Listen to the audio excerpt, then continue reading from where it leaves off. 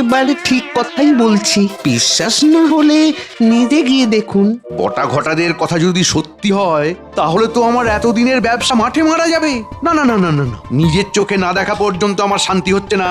যাই যাই যাই যাই যাই, নিজের চোখে একবার গিয়ে দেখে আসি, যাই।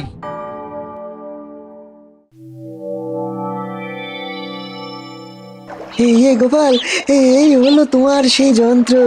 এটাকে পাম্প মেশিন বলা হয়। ইয়ে মানে বিজ্ঞানী, এই পাম্প মেশিন থেকে জল বের হবে কি করে? এই যে হাতলটা দেখছো, এটা 3বার ঘুরিয়ে দিলেই এই যন্ত্র চালু হয়ে যাবে আর জল উঠতে শুরু করবে।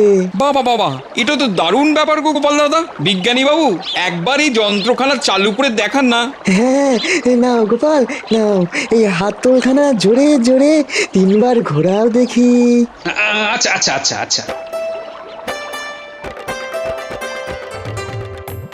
এই একবার, এই দুবার, আর এই হলো 3বার। আরে ওই তো জল পড়ছে। হ্যাঁ বিজ্ঞানী, জল পড়ছে, জল পড়ছে।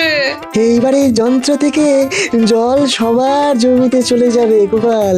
সত্যি বিজ্ঞানী, তুমি না থাকলে এটা সম্ভবই হতো না।